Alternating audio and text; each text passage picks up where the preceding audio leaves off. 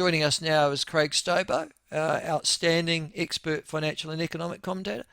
I remember Craig growing up, and so do you probably as well, that we used to shrug our shoulders when stories would come out like that, and we go, oh, well, that's the United States for you, or that's the USA. Do you remember doing that? I do remember myself growing up, Michael, if that's the question. But in terms of the US, we just don't have the media. We didn't have the media then and the global coverage at all. It was a distant land that not many of us travelled to because it was a very expensive place to go to.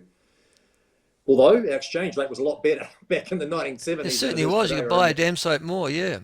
Well, I remember going to Australia and one New Zealand dollar bought $1.25 Aussie. Now we're Wow. south of 90 cents. So our Yeah. purchasing power, our standard of living's gone down. But yeah, Americans, similar story with America. So, we're slowly sliding into relative poverty compared to other nations, which it annoys me when people say, oh, New Zealand punches above its weight, but our weight is an emaciated weight. We're a featherweight, not a Titan. So punching above a welterweight weight is quite different to thinking that you're a much larger weight than that. So, yeah, America was a land of, well, it was a land of opportunity. It was a land of, very, very much stronger economy during the Cold War, remember, and a lot of defence discussions. But yeah, the stories out of the US now are much closer and concern us almost, on a much shorter basis than was the case back in the 60s and 70s for sure. Yeah, I guess though the difference also is that when you and I are growing up and stories came out about the United States, you could roughly trust them as being relatively accurate. But the United States media now, Craig, and as we notice in this country, heading that way too, is so partisan. So you're never Yeah, quite sure if that's an accurate précis or not. But I do note that our mainstream media in particular tend to pick up news media sources from the United States of America that have a particular ideological stance. Yeah. yeah, yeah. I mean, to be fair, in a sort of a mea culpa way, the TVNZ statement of intent that was published for a 3-year period a couple of years ago at the end of their SOI specifically commented on the predilection of media to have biases and to have sensationalism as part of their mode of delivery. And Mm. that's pretty splendid to say that, to admit that's how they sell news. And so the divisions in the US are no different to here. And to hear the news in the last week around the misquote of Trump's speech by the BBC, which I never fact checked. I'm sure lots of people didn't, just took it at face value.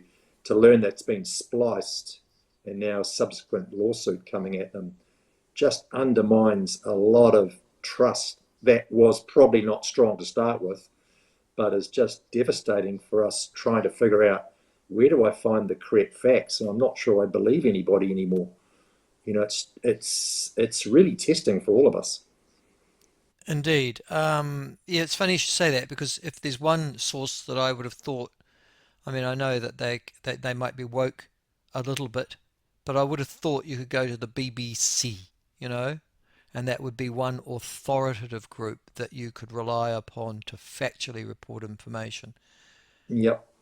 Yep. I didn't see the panorama commentary concern, but I know the quote that was referred to, and I use BBC World Service, the New Zealand version that's relayed here a lot because there's great content. But now I'm a little bit concerned about what I'm hearing. Yeah, so it undermines confidence in media, doesn't it? Yeah, so I've got a particular place I go to for what I think still presents me with factual information. Do you have a source that you go to and go, I, I can generally rely upon that? well, I can go to primary data. So, for example, Okay, yeah, statistics, but yeah, no yeah, one does that. So, what you're no. really asking is where do I go for reporting? I don't have one source anymore. So, in the in the early days, going right back to our regional upbringing, Michael, it would have been the Ormond Mail. That's changed over time. Then the Otago Times. Then you move to the the two newspapers in Wellington, and they've changed, and then to the Herald, and that's changed. And so you think, which part of this communication is actually sponsored content and an opinion, and which one is actual factual news that I can rely on? And disentangling that is really important. Even saw a content on TVNZ a while ago, maybe a week or two ago, around cruise ships in New Zealand, and I was thinking, this is a cruise ship person talking about trips available to New Zealanders. I'm thinking, is this sponsored content, or is this news? And it wasn't clear. Mm. Even the Herald publishes sponsored content now, so I kind of know, but there's a real blur there, and I don't know which is factual and which is editorial opinion. No, and then even and it's been commented upon by even those who are on the liberal side of the media, the blurring of reporting and editorial Mm, by everybody mm. from Radio New Zealand to TVNZ to print journalists. That's made things difficult too, hasn't it? Yep, yep. And so you go to multiple sources to try and understand perspectives, to try and splice the ultimate story together for yourself. Mm. Yeah, Or and and I think New Zealand is up there with Brazil from my last memory, is that we just turned off. We just don't listen anymore. We're unengaged on yes, traditional media, completely unengaged. well, which my children are. I mean, here they are in Yeah, as undergraduate university, and I ask them where they get their information from. I don't think they go to any news sources, in actual fact, other than what they curate through TikTok and Instagram and yeah, mostly yeah, social media accounts. yeah. And then you get the influences that come through there, which are peddling stories about different things. So yeah, it's a tricky universe to navigate. That's for sure. Now, well, it's been a very dramatic week, I have to say, Craig. I'll come to that. Well, no, I'll talk to you about it now. Um, I have you ever seen? Well, I mean, first of all, on Monday we had Te Pāti Māori losing a wing, and they may be lose another one too very shortly. We saw Chris Hipkins admit that he was a socialist, which I thought was very interesting, and he was comfortable being labelled as one. And then obviously on Tuesday we got the police thing. Listen, you've worked in the public sector in this country.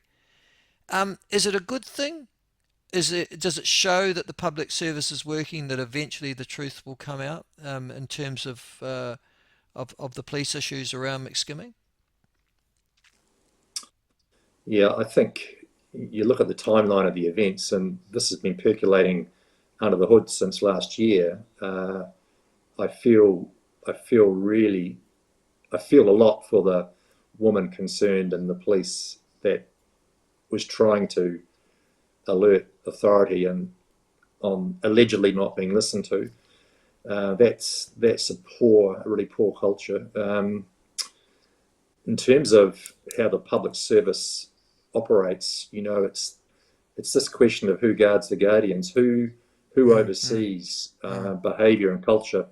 mm, Culture eats lots of things for breakfast if you get it right, and how do you find ways to shine light and on these sorts of issues when there's lots of self interest at stake. So having a much more open, engaged culture where we talk about all these things, as you and I are doing now, is really important. That transparency, openness, frank discussions about things, not closed behind closed doors, is valuable in a democracy. So how we do that in this situation, I'm not sure. I'm sure the ministers concerned are turning their minds to it. yeah, well, they're going to have a lot of work to do to try and regain public confidence, I have to say. Listen, Well, it's not just public. It's not just public confidence. It's also staff confidence. I mean, yeah, yeah, you know, the yeah. rank. How do the rank and file feel in the police with their leaders turning up like this? So it's not just the public. There will be people in the service who are gutted as well. No, well, you would expect so. All right. Listen, the other thing that came out this week, and again got obliterated, I have to say, by everything, was the latest Taxpayers Union Curia poll. which showed that the centre right, I think about two percentage points ahead of Labor at the moment. Sorry, of the centre left. But the really interesting thing, and I thought I'd ask you on it, is that um, if I had to ask you who has they do a favourability rating, Craig. So do you regard this person as favourable or unfavourable? And they take the four party leaders, believe it or not, they don't do it with the Greens or Te Pāti Maori. I don't know why, but they take the other four party leaders. But of the four of them, who do you think would have the highest favourability rating if you were being Oh, dispassionate? in my opinion now, or as per the survey you're quoting? No, as per the survey. Well, as well, both really. I mean, I'd be interested to know what your thoughts are Yeah, of well, Pete. I may have seen the survey. I can't remember. Quite a bit of information passes my desk during the week, but I would guess the favourability would probably be Winston Peters. Yeah, yeah, you're spot on. Yep, yep. And why would that be? Because he's always talking. It's not just. I mean, he's banned greyhound racing. He's going after fireworks. So there's a number of populist causes there, I guess. Although I wouldn't have thought necessarily you're going to pick up too many votes at doing those things. But there you go. Is it because he's also had a real go at the Cook Islands? Have you caught up with that story at all? Because Uh, yeah, the that's cessation extraordinary. of aid. Yeah, the cessation of aid or the pausing of aid of 30 odd million dollars to the Cooks. Yeah, I Mm, really don't know why that relationship has unravelled the way it has and why we weren't onto the case early enough about the Chinese approaching the Cook Islands, who are obviously in association with us and share the New Zealand dollar and New Zealand passports. They're, for all intents and purposes, part of New Zealand, except for things like foreign policy. So it's a I just don't understand how it's got to this position, but it is. So we're in this position now. So how do you recover from that? I mean, $30 million to the Chinese is nothing. So they could throw that money at the Cook Islands tomorrow and mm. solve issues that aid was going to finance. So got to be really careful here because where does this all go? So I think the best thing is to get in front of the relative politicians and bureaucrats in the Cook Islands and sit down and try and figure out a way forward together. You Uh, don't think they've been trying to do that though? I mean, well, I don't. obviously. I think I'm sure they have, but what's the alternative? Mm. Well, there isn't one, is there?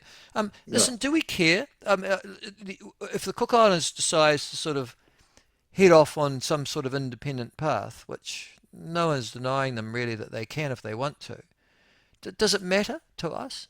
We look after, I Yes, think, the yeah, yeah, Tommy. yes, it does matter to us. Lots of history in the past, but most importantly today, they're an important part of our marine environment. Like you think about our economic zone, Yeah. and that's part of our economic zone, which makes us, don't quote me on this, the fourth largest, you know, economic zone in terms of our sea surroundings in the world. And that's valuable and it's worth fighting for. The association with the Cook Islanders themselves also worth fighting for as part of our Pacific makeup. So yeah, I would definitely fight for it. All right. Um, Now and just before you get on to what you want to talk about, I noticed my one of sort of the sort of Maori party of I don't know, the Reserve Bank and how they've carried on. They're the sort of Maori party of the commercial sector, in my view, but you won't be as condemning as that, I'm sure, in your view. But I've noticed that they've locked themselves into paying $56 million over 10 years for their new Auckland offices. That seems an extraordinary amount of money to house its Auckland-based staff, does it not? So who's the entity? Sorry. The Reserve Bank of New Zealand. Oh yes, yes, yes, yes, yes. Um, well, was it based on employment numbers at their peak when they were negotiating change? And since the changes in the board and the CEO and the restructuring that's gone on, where there's circa 120, 150 people or positions being disestablished, as I understand it, that Mm. space seems probably larger than they need. And I'm sure the finance minister will be asking, why are you paying for all that space, and do you need it all today? Yeah, it seems, compared to their current lease, it seems an enormous amount of money over that period of time, and now probably based on the wrong employment numbers. Yes, well, but just goes to show they regarded money as something that, well, they had a pretty much a Te Pāti Māori view towards public money, I have to say. Listen, you want to talk about things though. What has captured your attention over the last week? I, I was just observing the debate on asset sales, asset recycling, which has been in the media the last week or so. And you'll notice the vocabulary sort of moves around between privatisation to asset sales to now asset recycling. And I just want to put in front of you and the listeners the kind of dilemma that we face where you have to make some decisions about what we should do. So this is the issue. As at end of June last year, all of us have got $571 billion of assets in the Crown portfolio, and we've got debt or liabilities of 380 billion. So Mm. net worth across all of us, we're worth about $191 billion. But Treasury estimate that the increase in debt to over 500 billion will mean our net worth goes down to 172. So we're $20 billion less wealthy in 4 to 5 years' time. And so you go through all the state-owned assets and you then think about, well, how they manage. So in the social portfolio, we've got the Department of Conservation and New Zealand Transport Agency, for example. And there's about $314 billion worth of social assets, but there's 141 entities. I mean, it's a lot of entities in that social sector. And then you turn your mind to the commercial sector, and there's about $100 billion of assets there, and 17 entities such as Landcorp or Pamu, there's TVNZ, and there's the gentailers. And then we've got a financial portfolio, which is the RBNZ, the New Zealand Super Fund, ACC, and a few CRIs, and that's about $160 billion. So that's our financial portfolio. The challenge that Treasury identified is that we need about 78 or $80 billion of cash for new projects and to replace existing ones. The new ones are in transport, like roads, and in some cases housing. So how are we going to find $80 billion? Are we going to debt fund all of that when our debt profile, we know on a standalone basis, is going to go north of 200% of GDP, according to the Treasury, if we do nothing? So we can't sit there and do nothing. Their strong advice is to think about the issues. So in our health sector, we've got 92 hospitals, but the average age is 45 years old, and most of them have a life of 50 years. So they're coming to the end of their useful life, and we saw that in Dunedin, for example. In education, a third of our 16,000 school properties are also more than 50 years old, and they need attention. The commercial portfolio is pretty clear where they're listed entities. They're doing better on a return to shareholder basis than their cost of capital. So that's a good thing. Every dollar we put in, we get something back. So that's the listed part, the gentailers, Air New Zealand, for example. But if they're not listed, they're not performing. They're not achieving their cost of capital. We're losing money when we put money in. And then the financial portfolio is doing really well. These guys are doing a great job. So the New Zealand Super Fund has returned over 10% per annum for the last 10 years. And the ACC guys have returned close to 9.3, 9.4% over 32 years. So they're doing a very good job to the benchmarks. So the issue's really in that social portfolio and the commercial portfolio. So you put this in front of our public, in front of our listeners, and say, rightio, we've got to find $80 billion to fund these repairs, replacements, and new capital expenditure opportunities. Where are we going to get it from? We're going to borrow it, we're going to raise taxes, or we're going to recycle some of our state-owned assets that aren't performing and put them into hands of people who can ensure they perform better. So that sort of goes to, how do we improve our decision making on why we should do things? How do we manage existing assets better? So get rid of the underperforming runs, get better data. How do we recycle unwanted assets, and think about the whole system? What about a shock that occurs across the system? What don't what don't we want to own in the case of a shock? And then more strategic thinking with the conversation with the listeners and the politicians. How do we review? How do we clarify the purpose of these assets? Do we need to own them or just regulate them? And then do we get to a recycling decision where we say, as I've said before, we don't need to own all of the gentailers, but we do need to put money into the transport grid. Those sort of trade-offs. You can't just sit here and say we keep them all. That's not a decision. That's a hope strategy.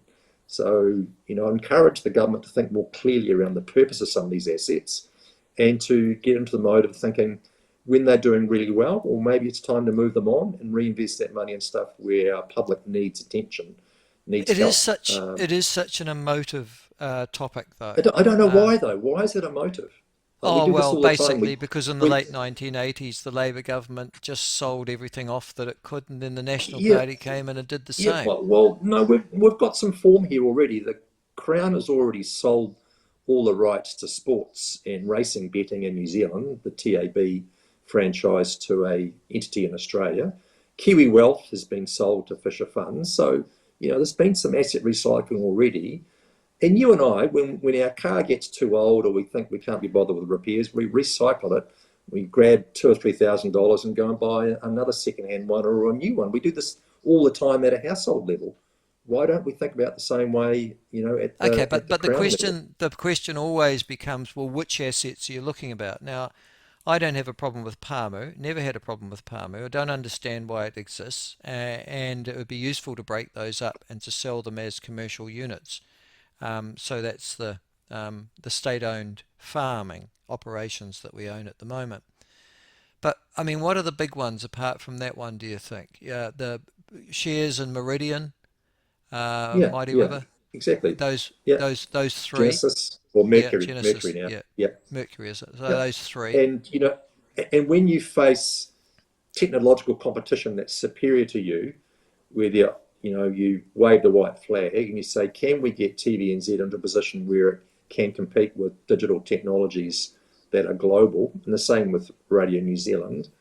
Are they worth holding on to in in a in a situation where you've got some value still in those entities and you trade out of that into another way of someone else producing content and news rather than the state?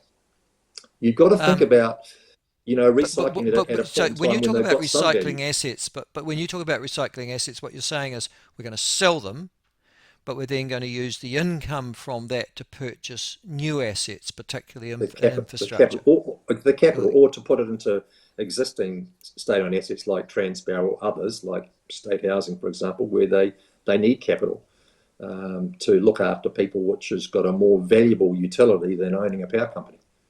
mm.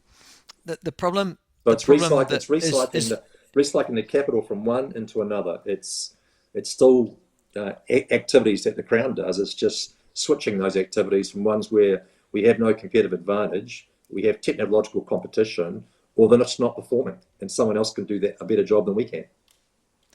no, I don't have a problem with you arguing that. I'm just saying to you that there doesn't seem to be within, and it's obviously an issue that's not going to come before the next election next year, Craig.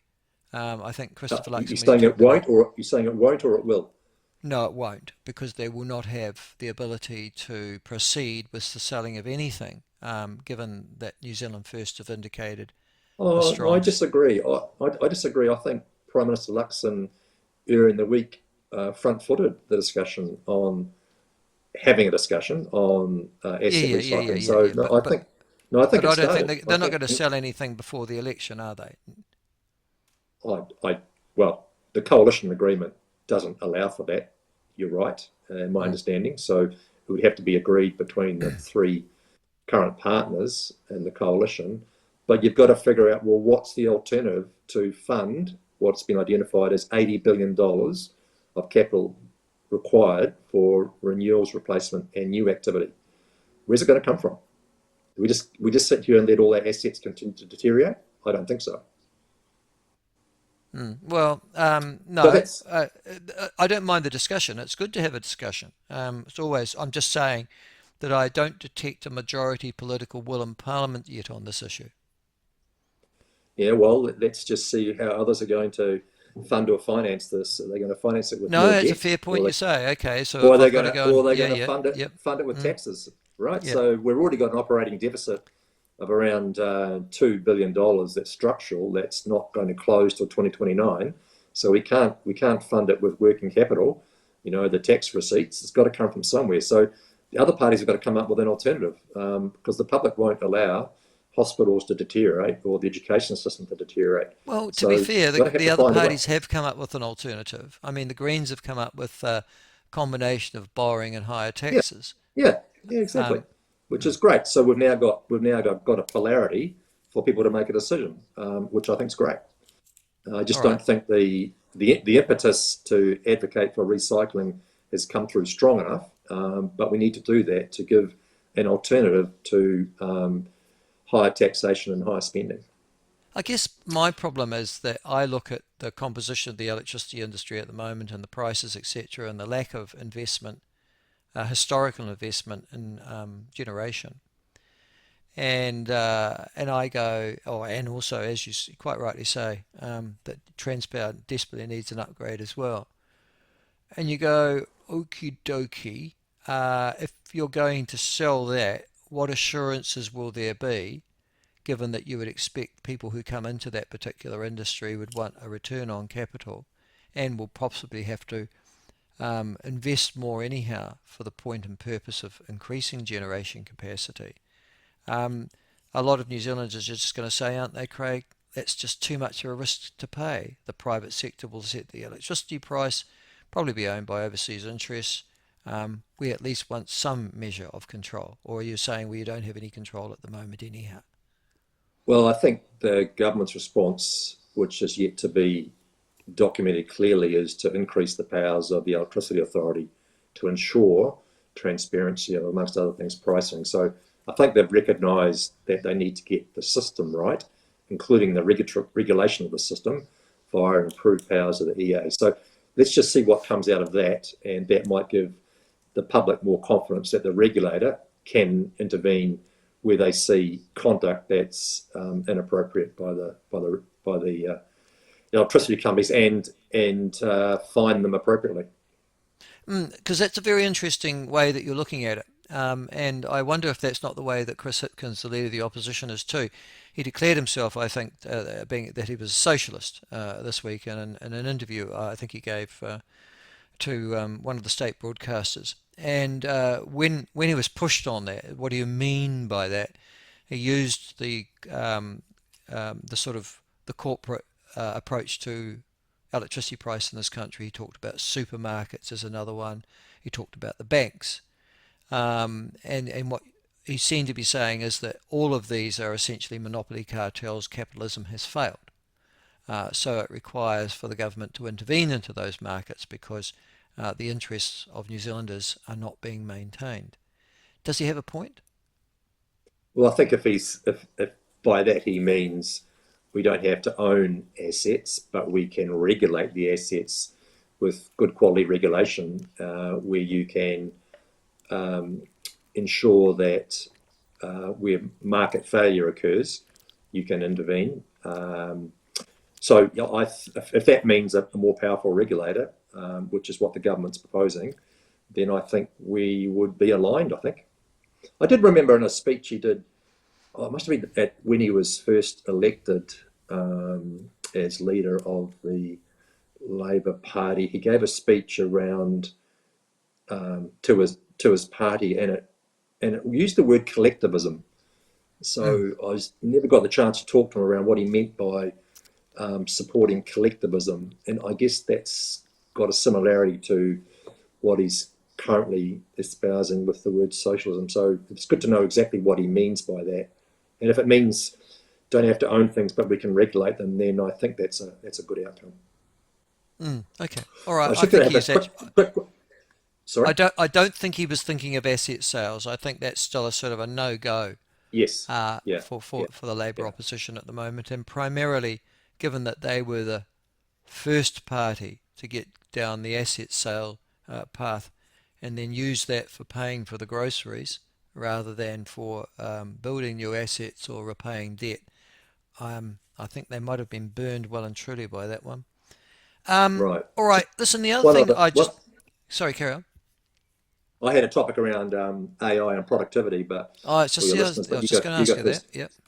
Ah, yeah. So it was just a report I saw from PwC on called having some discussion around productivity in New Zealand, and AI is still evolving, but the numbers in that report are well, it's a bit staggering actually. Their forecast by 2030 is that the world global GDP will increase by 14% because of AI, which is a staggering number. So China up 26% and the US up 14% by AI. And you know the billions of dollars that are going into firms to create AI, and then the outcome of that is data centers that need to be powered up to house all the servers to ensure that the calculations can be done by all the AI methodologies. And they pointed to areas where this is happening now: retail sales, financial services, and healthcare. So you're getting it coming through in insurance claims, the way insurance claims are managed. You're getting it in personal health diagnostics, medical insurance, operational scheduling for medical procedures, personalised retail design, um, contemplating market demand from consumers in the future, smart metering. So this is staggering to come out with. Now, who knows? It might be a bit of a thumb suck, but I just wanted to know whether your listeners, are on board with the transition that's going on, the very fast transition, and how New Zealand, as a relatively simple economy, it's not a complex economy like some others, can take advantage of AI. Now, just some small things that I've picked up in discussions the last couple of weeks, and these are very small things that your listeners might be interested in at a personal level, is when you use your text machine on your cell phone, and do you know you can use voice that creates the text and you send the text, by pushing down the microphone. That helps with some personal productivity at a very small, minute level. And then on the flip side, and thinking about, well, what if it's in the hands of bad actors, who are presenting to you on the telephone or on some sort of other voice call that they are actually, related to you, or you know them, but they're actually a false representation. Is that we should all think about having some sort of code or passwords between ourselves and people that we God, have we know. got to that Um, stage? well, I'm Do I just really thinking. meant to have a Well, I'm code to just talk to my children? well, well. You have a you have you. Well, I'm just I'm just putting the counterfactual to the productivity arguments, the good things with AI, that when bad actors get hold of it, you get scams occurring where Mm. people are representing someone else and they're not, and money is taken off them because of a scam. So a little bit like our earlier discussion around, media and where do we find the source of truth. The same thing is happening there. These are quite sophisticated methodologies and technologies. How do we make sure we're aware of who is on the other side of the phone? I've had texts coming through representing my daughter on the phone and saying that I've lost my phone. I've got someone else's. Do you mind putting some money in my account because I've got to get a new phone? And that wasn't my daughter because I phoned her up. So same sort of thing. It doesn't have to be a code per se, but you just got to check, Michael. This is No, quite no, no, sophisticated no. That stuff. would be that would get a lot of people. No, it's fair enough too. Listen, just while we've been talking, new figures have just been released of migration data. Shows a record number of New Zealanders that are leaving the country. Um, Stats New Zealand said it's the second highest number of Australian visitors we've received, but there's a record number of New Zealanders leaving the country again. Um, and that the net migration loss in the September 2025 year was 46,400, driven by a record departure of 72,700 New Zealanders, Craig, almost 73,000 New Zealanders, primarily moving to Australia. There is no sign of that particular migration slowing down at the moment. Do we need to be worried? Well, there's a kind of macro story, but also a personal story. At a personal level, if people are leaving for better jobs and lifestyles, fantastic. As I said before, we're lucky to have the safety valve of Australia for our labour force. Our unemployment rate has remained relatively high at 5.3. It's just ticked up slightly, so slightly more unemployment than previous quarters, and people need to get a job and pay off debt or maybe get a better job. So at a personal level, it may well be a very good story. What is not clear from what you just told me is the number of migrants arriving in New Zealand. So the net number, I suspect the net number is getting smaller. The additions to our workforce are diminishing, but still net positive. Is that correct? Does it say that? Thousand Oh, in the sorry, I year can't hear ended you. September. Yeah, sorry. The annual net migration gains 12,500 in the year ended Yes. September, Yeah, yeah. compared to a So that net gain number, of that $42,000, yeah, 42,000 last year. yeah. Mm. So I've been thinking for some time that net number is going to get to zero. So the workforce increase from migration in versus migration out is going to get close to balance, which it sounds Mm. like it is, Mm. which has implications for lots of things, such as demand for housing. Rents won't be going up; they'll be going down. Use of our infrastructure by migration patterns is changing. So I think the loss to Australia is going to continue, and it may well be that the migrants looking to come here don't see New Zealand as favourably as other places. And so we're going to go into a negative position over the coming 12 months. We'll have a net outflow of people, not just New Zealanders, but people leaving the country. Mm. Oh well, it's going to be our sons and daughters though, our grandchildren, presumably who are on those planes. The question will be always, I guess, if they'll ever come back, other than to visit at Christmas time. Well, it depends on the size of your Christmas present, Michael. Yeah, Dad will be paying for the airfares. I can see that. I'm already That's doing right. that for That's university. exactly Yeah, right. yeah, that's right. All right, mate. Nice to talk to you. It's been always a pleasure. Catch up with you next week. Thanks, Yeah. Craig. Thanks, Michael. Take care. Okay. Craig Stobo, New Zealand's leading economic and fiscal commentator. It is 9 minutes to